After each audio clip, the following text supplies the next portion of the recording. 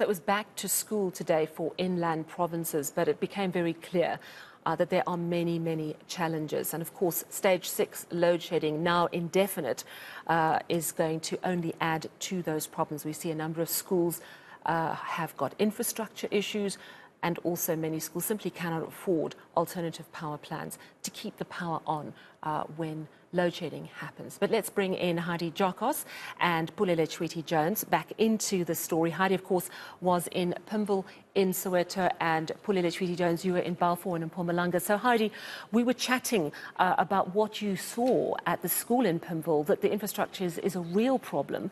And if you think that this is an urban area where it's easy to highlight that the problems are here, it's not a far-flung area that is difficult to get to.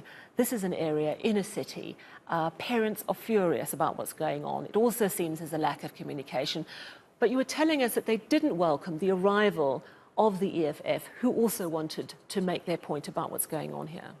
Yes, they were not happy with the fact that EFF arrived. They felt as though the SGB and the principal of the school should have rather addressed the parents instead of the political party.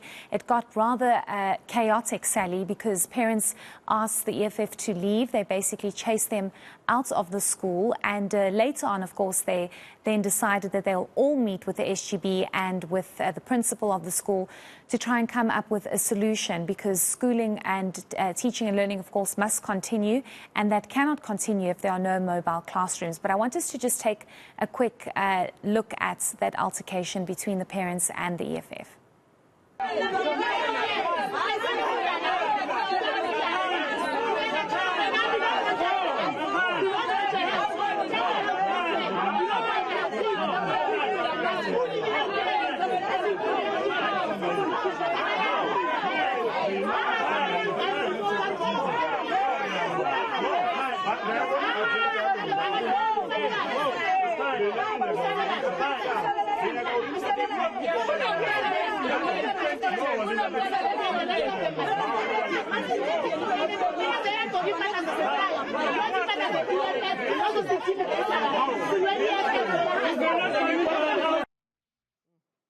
Yeah, just a lot of fed up, angry parents there, Heidi.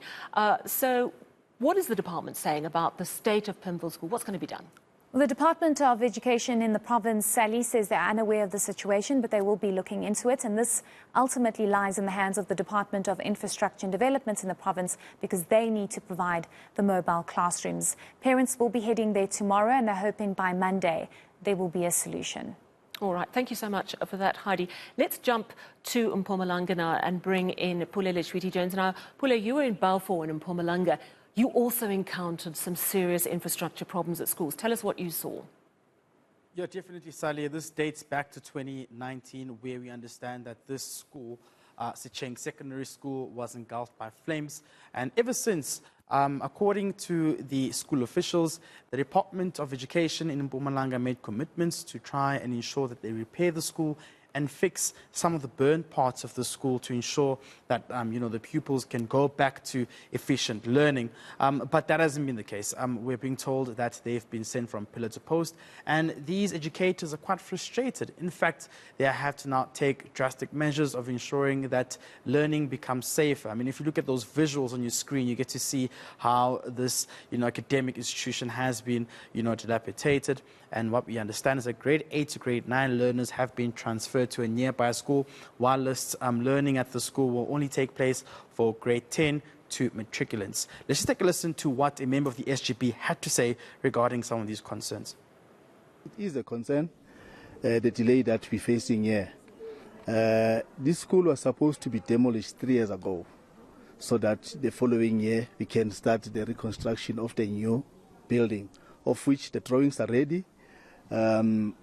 We don't know exactly where the delay is, but it is with the department, because they are the ones who are supposed to fund the new building. The delay is costing us so much because we have kids who are doing science subjects, of which now there's no laboratory that is they're supposed to do practicality at the laboratory. They're only doing science, only on theory, but there's no practicality that is happening. It's affecting us also, the teachers now who are traveling up and down from one school to another school, of which is costing them from their own pockets. I mean, you can understand the frustration of parents. They are quite literally watching their children's education turn to ashes. I wonder if there's been a response from the Education Department in Mpumalanga to the concerns about this particular school. I know that you've spoken to SADTU, the teachers' union. What are they telling you? You know, we're still waiting for the response from the Department of Education in regards to what's the way forward and why there's been a delay. I mean, 3 years, that's a long time. But of course, SADTU now saying that they've been engaging with the Department of Education for quite some time, and they will now try to, summon them to hold an urgent meeting to say what can be an interim solution to ensuring that, pupils can go back, especially grade 8 and grade 9 learners can go back to the school and, learn under temporary conditions, maybe with the supply of, containers as well, where they can learn there for a temporary, time. But of course, the parents are calling for permanent solutions, and they're calling for the demolishing of the school and for the school to be rebuilt from scratch. Let's just take a listen to what SADTU had to say regarding this matter. As SADTU in Mpumalanga, we have over the past year been calling on the department to renovate that school. We have also called on the department that in the alternative, while they are perhaps fixing the budget to do that, they should rather bring in mobile classes. And we were thought that mobile classes will be able to, in the interim, accommodate these learners while the school is being renovated. We are disappointed that up to now that has not happened, and they will be engaging the department on the matter. It's quite an urgent matter, and we need that school fixed as soon as possible. Pule, all these issues, the frustration of parents is tangible. We're in a year where the cost of living crisis is only set to worsen. You've looked into this issue of school uniforms and how much it costs to send a child to school. When they get to a school and the school is not functioning properly, talk to me about the mindset of parents and just how tough they're expecting this year to be. Yeah, definitely. I mean, it's twisted views. Some are saying they've planned properly to ensure that they can purchase uniforms and get their, little ones ready for school, while others are saying things are just too expensive. And yesterday I spoke to one consumer analyst who said that it would be proper if the Department of Basic Education could actually, recommend to schools that they have, branded and non-branded uniforms for parents who cannot afford to actually vie for the solution of having to buy non-branded uniforms rather than standard uniforms, so they can afford and they can have their children ready for school. So it has, been quite a tough burden for some parents who say that, what can they do? They just have to try and keep up to the cost of living in this country, but they're complaining to say, everything is quite expensive. In fact, what I also want to introduce and speak about is that I spoke to one entrepreneur who runs a manufacturing company where they manufacture uniform, saying things have also become quite expensive, such as fabric and other resources to try and print and manufacture some of these uniforms. Yeah. So it has a toll on everyone. Yeah, it's hitting all sides, really.